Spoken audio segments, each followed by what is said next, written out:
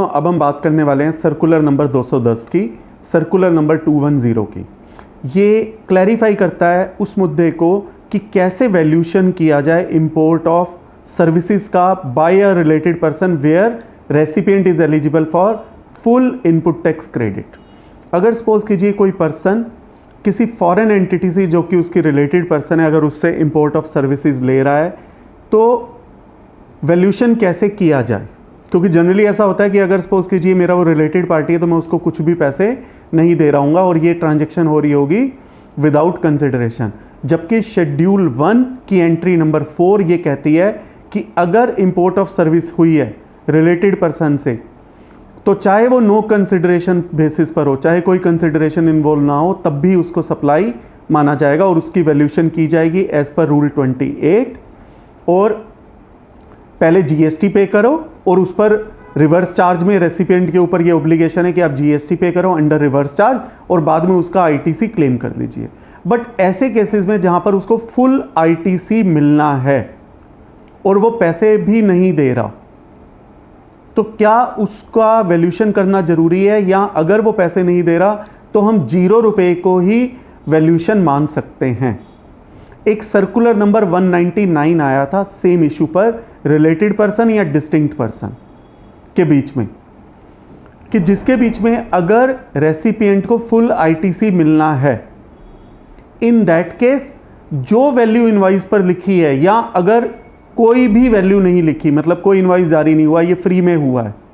तो उस केस में 0 रुपए को ही वैल्यूशन मान लिया जाएगा और उसी के ऊपर रिवर्स चार्ज देना है। मीन्स रिवर्स चार्ज देने की ज़रूरत ही नहीं है, शर्त सिर्फ इतनी है कि रेसिपिएंट फुल आईटीसी के लिए एंटाइटल्ड हो। क्योंकि देखिए अगर रेसिपिएंट को फुल आईटीसी मिलना है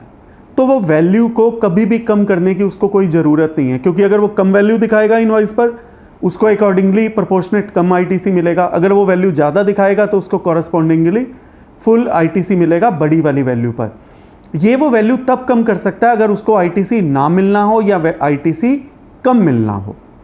तब वह कहेगा या सोचेगा कि मैं वैल्यू कम दिखाऊं क्योंकि मुझे आईटीसी तो मिलना ही नहीं है या आईटीसी कम मिलना है। बट जहां पर उसको फुल आईटीसी मिलना है वहां पर वो ऐसा नहीं करना चाहेगा। बट इंपोर्ट ऑफ सर्विसेज के केस में तो अप्लाई होता है रिवर्स चार्ज।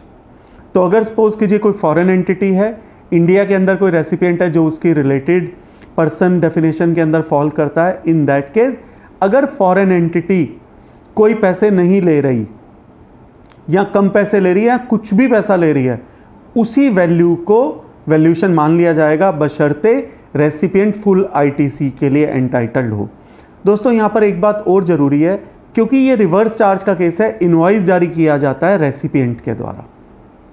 तो ये मान लिया जाएगा अगर रेसिपिएंट को फुल आईटीसी एंटाइटलमेंट है तो वो जिसने जितने का इनवॉइस जारी किया गया है वही वैल्यूशन मान ली जाएगी एज पर रूल 28 और डिपार्टमेंट कोई क्वेश्चनिंग नहीं करेगा। और जहां पर रेसिपिएंट ने कोई इनवॉइस जारी नहीं किया, इन दैट केस मान लिया जाएगा कि value of such import of services nothing but 0, क्योंकि जहां पर उसे फुल आईटीसी मिलना है वहां पर कोई टैक्स इवेजन का तो कोई चांस बन ही नहीं सकता। बट ध्यान रखने वाली बात यह है कि इस केस में, इंपोर्ट के केस में, इनवॉइस जो है वो जारी किया जाएगा रेसिपिएंट के द्वारा। और यही हमारा सेक्शन 31 सबसेक्शन 3 क्लोज एफ भी कहता है कि रिवर्स चार्ज के केस में अगर सर्विस आई है अनरजिस्टर्ड पर्सन से, क्योंकि यहाँ पर जो फॉरेन एंटिटी है वो अनरजिस्टर्ड पर्सन है, अगर फॉरेन एंटिटी से कोई इंपोर्ट ऑफ सर्विस हुई है तो इनवॉइस जारी किया जाएगा रेसिपिएंट के द्वारा और यही मान लिया जाएगा कि रेसिपिएंट ने इनवॉइस पर जो वैल्यू लिखी है उस वैल्यू के ऊपर डिपार्टमेंट कोई क्वेश्चन नहीं करेगा, वही उसकी वैल्यूशन है। उसी के ऊपर आप रिवर्स चार्ज में आईटीसी पे कीजिए और रिवर्स चार्ज पर टैक्स दीजिए और फुल आईटीसी क्लेम कीजिए।